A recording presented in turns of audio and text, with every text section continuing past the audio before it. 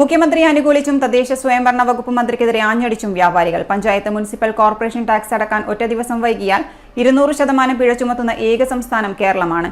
മുഖ്യമന്ത്രി തങ്ങളോട് അനുഭാവപൂർവ്വം പെരുമാറുമ്പോൾ തദ്ദേശ സ്വയംഭരണ വകുപ്പ് മന്ത്രിയുടെ നടപടികളുമായി ഒരു തരത്തിലും യോജിച്ചു പോകാനാവില്ലെന്ന് കേരള വ്യാപാരി വ്യവസായി ഏകോപന സമിതി സംസ്ഥാന പ്രസിഡന്റ് രാജു അപ്സര പറഞ്ഞു. കണ്ണൂർ ജില്ലാ തെരഞ്ഞെടുപ്പ് കൺവെൻഷൻ ഇ.കെ. നായനാർ ഓഡിറ്റോറിയത്തിൽ ഉദ്ഘാടനം ചെയ്ത ശേഷം വാർത്താസമ്മേളനത്തിൽ സംസാരിക്കുകയായിരുന്നു അദ്ദേഹം. 10-15 കോർപ്പറേറ്റ് കച്ചവടക്കാർക്കായി ചെറുകിട വ്യാപാരികളെ തകർക്കുന്ന നയമാണ് തദ്ദേശ സ്വയംഭരണ വകുപ്പ് മന്ത്രി സ്വീകരിക്കുന്നത്. പഞ്ചായത്ത് മുനിസിപ്പൽ കോർപ്പറേഷൻ ടാക്സ് അടക്കാൻ പലർക്കും കഴിഞ്ഞിട്ടില്ല. കാലാവധി സെപ്റ്റംബർ വരെ നീട്ടണമെന്നും അപ്സര രാജു പറഞ്ഞു.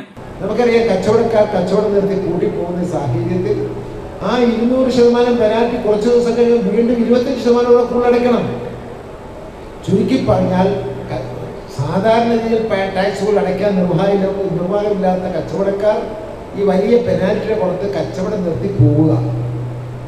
അത് ആരെ സംരക്ഷിക്കാനാണ് എന്ന് എല്ലാവർക്കും അറിയാം. മന്ത്രിയുടെ ഓഫീസിലുള്ള ഉദ്യോഗസ്ഥന്മാർക്കറിയാം.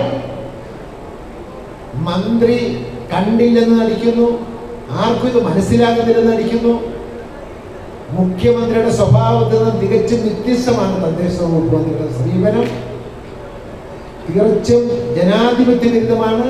സാധാരണക്കാരെയും പാവപ്പെട്ടവരെയും സഹായിക്കാനുള്ളതല്ല. അതുകൊണ്ട് നിർബന്ധമായി നമുക്കറിയാം, സർക്കാർ ബിൽഡിങ്ങുകൾ ഒന്നും തന്നെ ടാക്സ് അടച്ചിട്ടില്ല.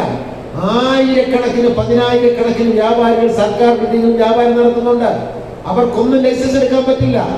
സ്വാഭാവികമായും 200% പെനാൽറ്റി, പിന്നെ അതിന്റെ പുറത്ത് പെനാൽറ്റി. അപ്പൊ ഇവയെല്ലാം ഉന്മൂലനം ചെയ്യുക എന്നുള്ളതാണ് ഉദ്ദേശിക്കുന്നത്. അതുകൊണ്ട് നിർബന്ധമായും അത്യാവശ്യമായും സെപ്റ്റംബർ വരെ നീട്ടിക്കൊണ്ട് വ്യാപാര വ്യവസായ ഏകോപന സമിതി അടക്കമുള്ള സംഘടനയുമായി കൂടിയാലോചന നടത്തി ഞങ്ങൾക്ക് പരിഹരിക്കപ്പെടേണ്ട പ്രശ്നങ്ങൾ പരിഹരിച്ചില്ല എങ്കിൽ ശക്തമായ സമരം നടപ്പാക്കുന്നുണ്ട്. കാലാവധി നീട്ടിയില്ലെങ്കിൽ വ്യാപാരികൾ സമരരംഗത്ത് ഇറങ്ങും. കണ്ണൂരിലെ വ്യാപാരികൾ സൂപ്പർ സ്പെഷ്യാലിറ്റി ആശുപത്രി തുടങ്ങും. ഇതിനായി 100 കോടി ജില്ലാ കമ്മിറ്റി നൽകുമെന്നും രാജു അപ്സര പറഞ്ഞു. ജില്ലാ പ്രസിഡന്റായി ദേവസ്യ മേച്ചേരിയും ജനറൽ സെക്രട്ടറിയായി പുനത്തിൽ ബാഷിദിനെയും ട്രഷററായി MP തിലകനെയും വീണ്ടും സമ്മേളനം തെരഞ്ഞെടുത്തു.